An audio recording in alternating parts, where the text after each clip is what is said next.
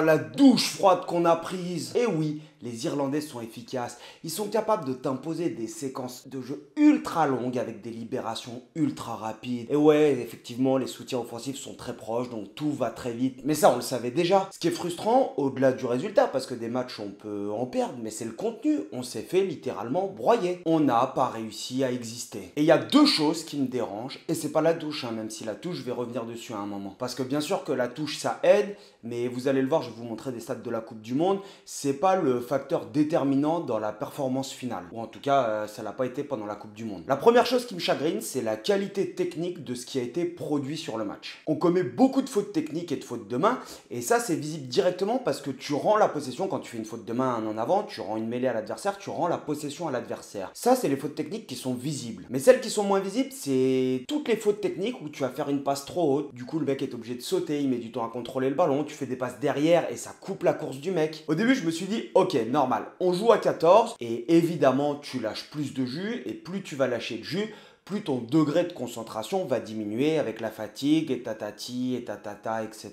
Mais les Blacks, quand ils sont en finale de la Coupe du Monde, Sam Cane, il prend un carton rouge, c'est pas pour autant que leur qualité technique diminue. Ils ont pas fait autant de fautes que nous. Alors un manque de concentration, honnêtement, je sais pas. Peut-être un manque de leader pour calmer tout le monde et te remettre dans le sens de la marche. Et ça m'amène à la seconde chose qui me dérange. J'ai entendu et lu à tout bout de champ que l'expérience collective, les joueurs ont pris en maturité, les leaders ont progressé. Et sur ce match, j'ai l'impression que un moment, on est en faillite justement là-dessus. En première mi-temps, on n'a pas vu la balle pendant 30 minutes et on se remet la tête à l'endroit juste avant la pause en marquant et on tourne à la mi-temps à 17-10. Et même chose, les Irlandais marquent en deuxième mi-temps et on score et on repasse à -7.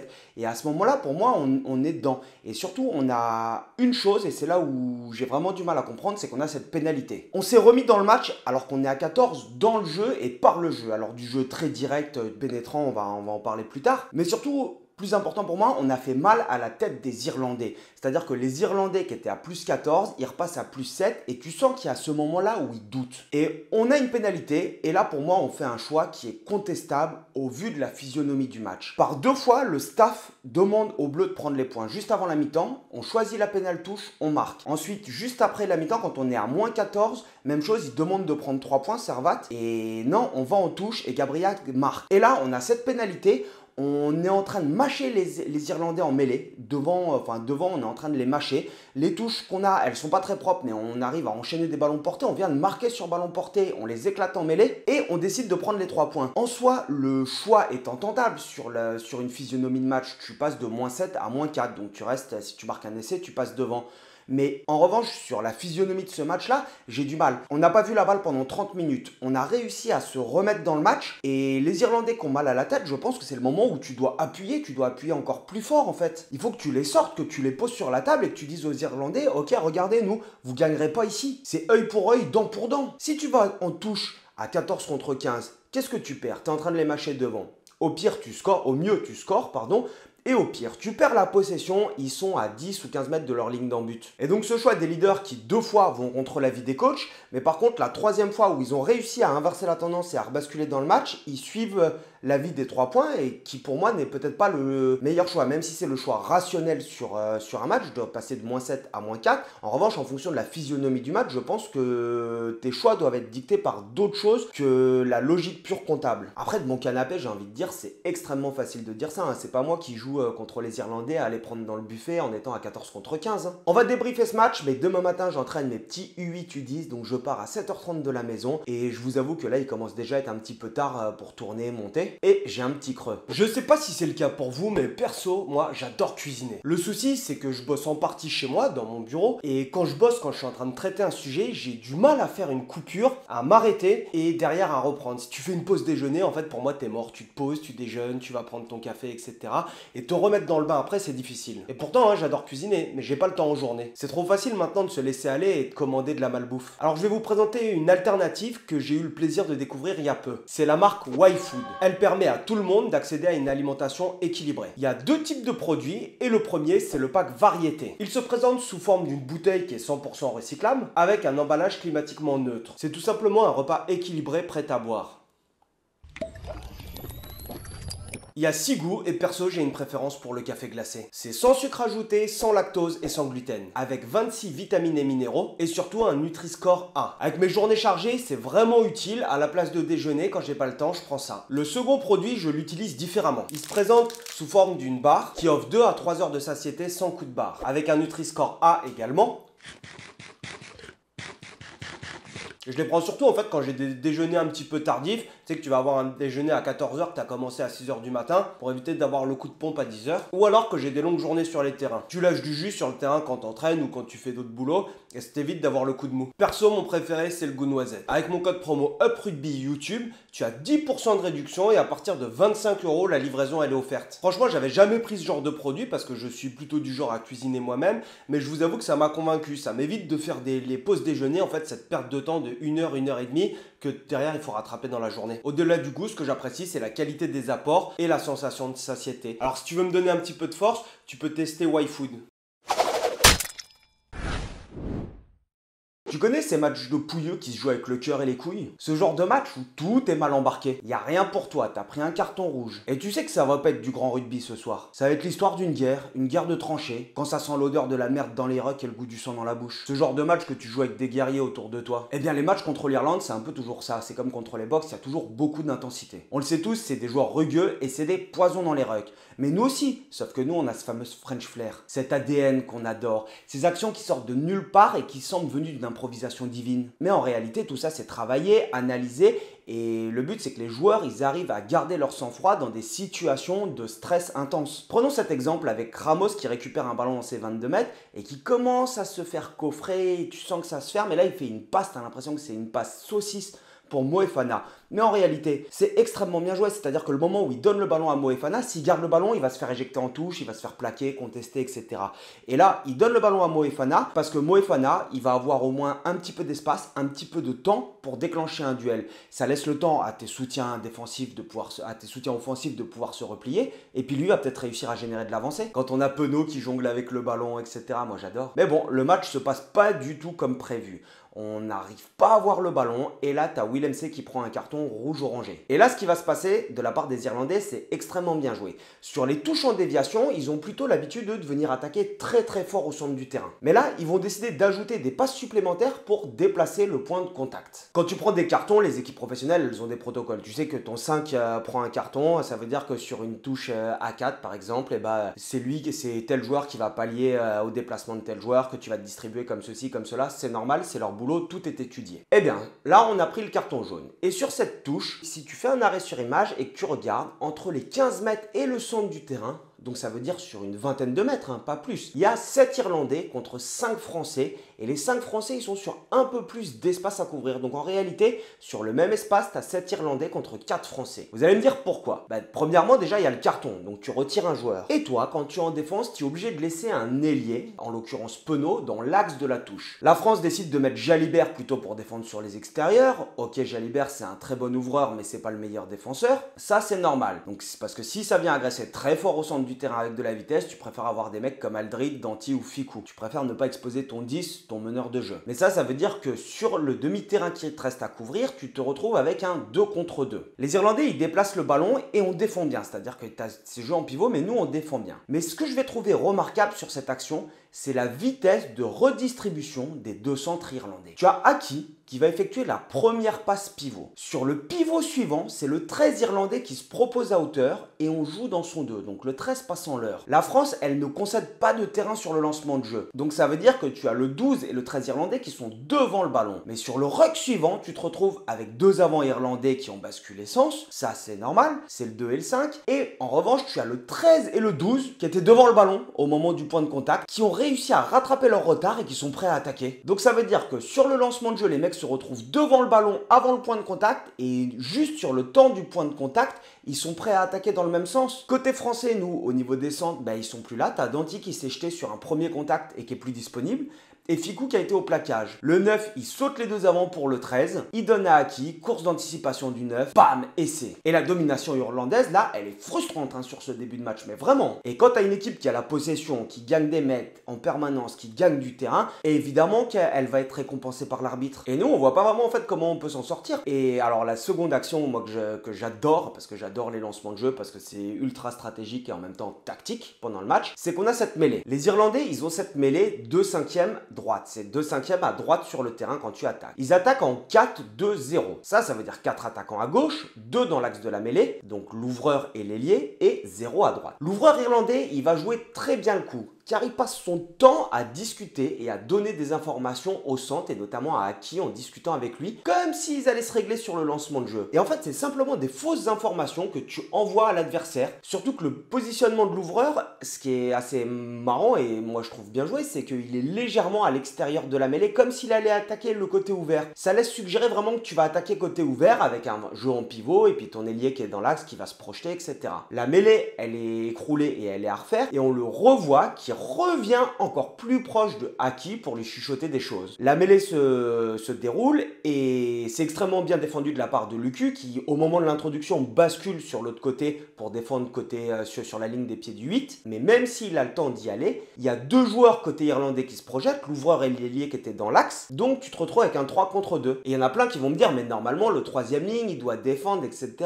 Mais alors attends 2 secondes. Là, tu es en train de pousser une mêlée dans ton camp, ou même pas dans ton camp, contre l'Irlande. Tu t'imagines vraiment que les troisième lignes, c'est comme le week-end et ils peuvent se poser tranquille sur la mêlée et aller chasser comme ça? Non, ils sont vraiment en position de pousser. Et donc, s'ils se retirent, en fait, tu crées un déséquilibre. Donc, le troisième ligne, il ne pourra jamais aller défendre sur premier attaquant. Surtout, en fait, quand tu as un 9 comme Gibson Park qui débarque, Cross, il ne pourra jamais aller l'attraper. Et s'il marque sur cette mêlée, c'est un break assuré. Mais le rugby, ça se joue pas à grand chose et il marque pas. Et derrière, une pénalité, mais Sexton n'est plus là et ça passe pas. Et même si on a l'impression qu'il n'y a qu'une seule équipe sur le terrain et que la France, elle n'existe pas parce que c'est la réalité, on a quand même une grosse mêlée. Et une grosse mêlée qui te permet de récupérer une pénalité et bam, tu mets 3 points. T'as pas vu le ballon, hein? T'as quasiment pas vu le ballon, mais par contre, t'as mis 3 points. Et à ce moment-là, t'as 10-3 pour les Irlandais. Franchement, c'est pas cher payé pour eux. Hein. Et là, tu te dis, ok, on est dedans. Et en fait, cette sensation que j'ai eue du ok, on est dedans, en fait, elle a été de très courte durée. Et c'est marrant parce que moi, je prends des petites notes quand je regarde le match. Et là, il y avait une séquence, après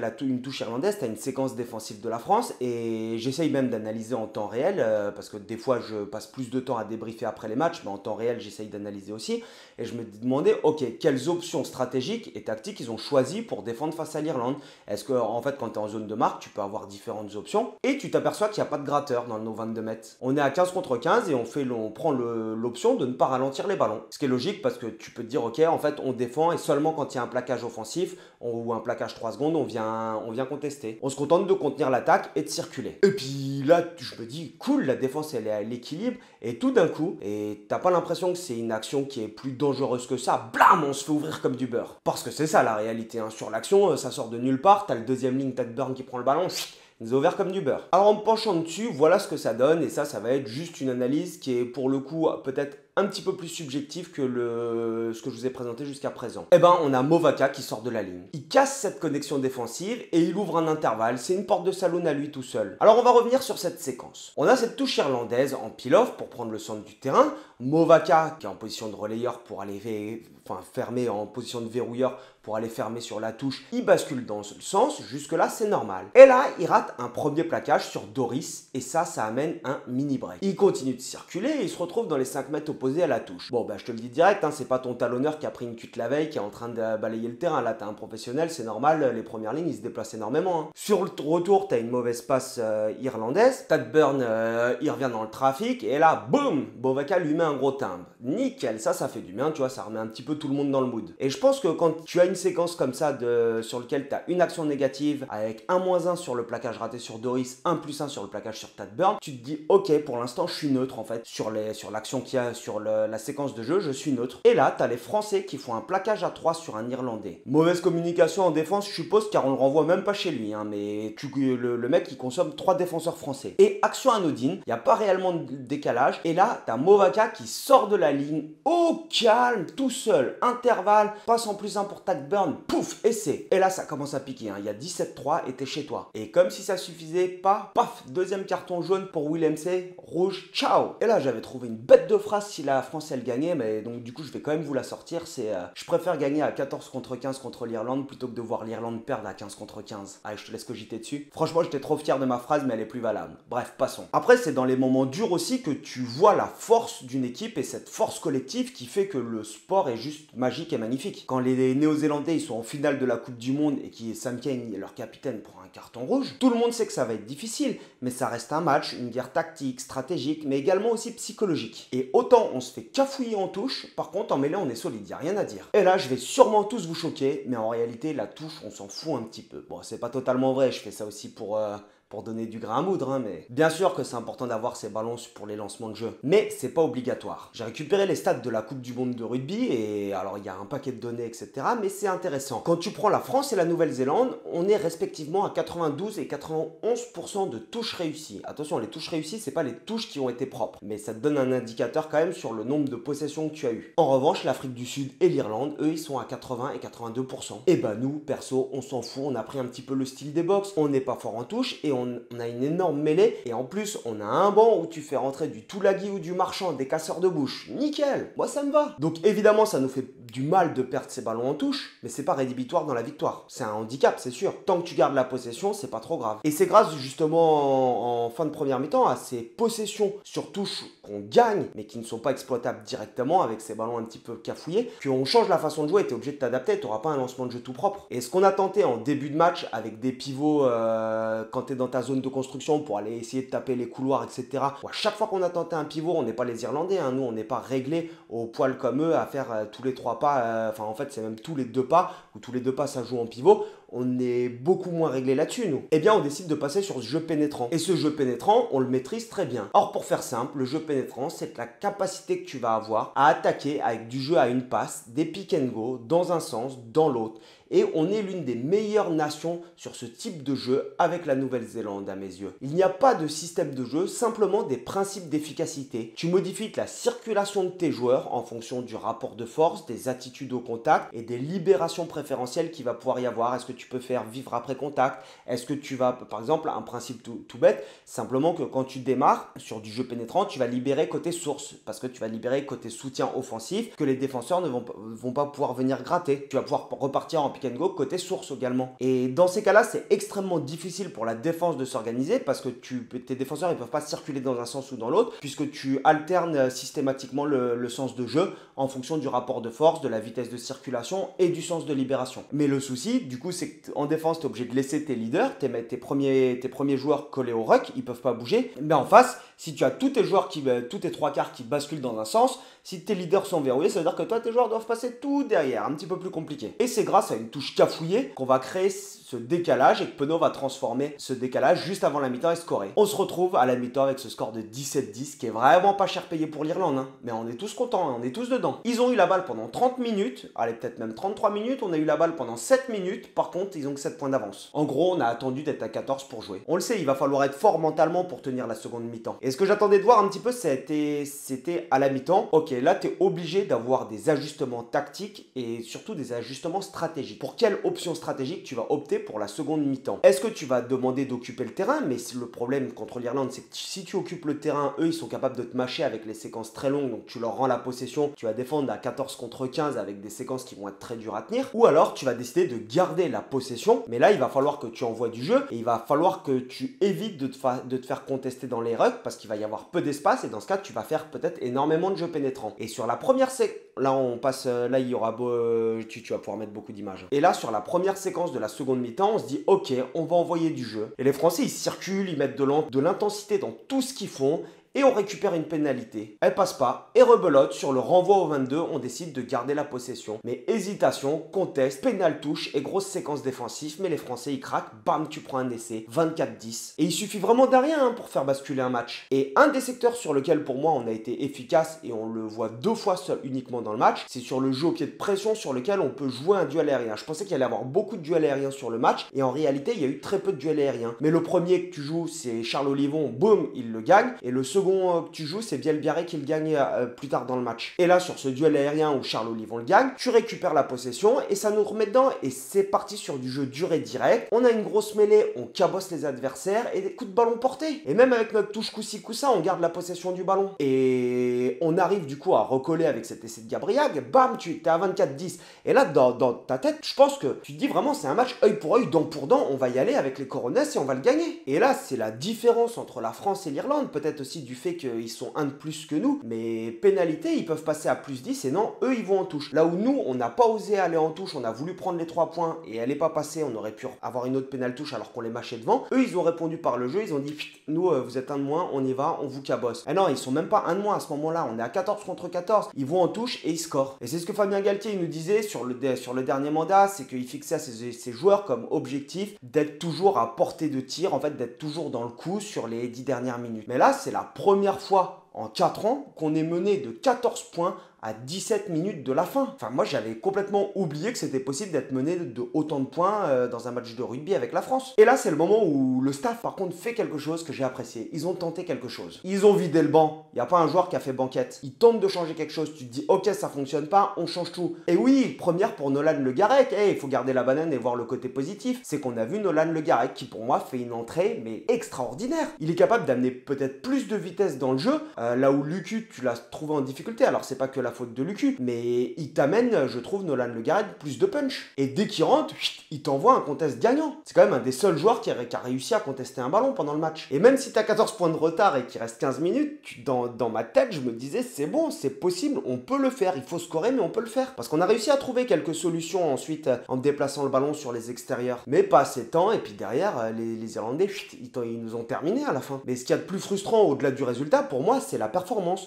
On a l'impression d'avoir vu une équipe de France qui a pas réussi à exister. Et ce qui me dérange vraiment, c'est le sentiment d'avoir subi ce match. D'avoir vu une équipe de France qui est méconnaissable, ce par rapport à quoi on a été habitué. On vaut mieux que ça. C'est comme si on n'avait pas été concentré sur le match, alors que c'est pas le cas, évidemment. Et on peut me dire, oui, il y a eu changement de staff, c'est pas le même alignement, nanani, nanana, moins de jours pour se préparer. Et c'est peut-être des raisons, mais dans ce cas, je sais pas, en fait. En fait, ça me dérange, c'est-à-dire que là, on s'est juste fait ouvrir en 5 à domicile. Après, c'est que le début du tournoi, et les Irlandais, attention, hein. Moi je suis pas sûr qu'ils aillent gagner à Twickenham. Hein. Et puis déjà les Anglais, j'aimerais bien qu'ils perdent réellement en Italie. Là on arrive sur la fin de la vidéo. N'oubliez pas le partenaire de la vidéo, YFood, parce que moi si j'existe aussi c'est grâce au partenaire, parce que la rémunération YouTube c'est pas ça qui me permet de gagner ma vie correctement ou même de gagner ma vie tout court. Donc les partenaires c'est grâce à eux, c'est eux qui me donnent de la force. Donc si vous voulez me donner de la force, n'hésitez pas à tester. Vraiment les produits YFood ils sont vraiment pas mal. Moi j'ai jamais le temps de déjeuner le midi, je suis toujours en plein rush et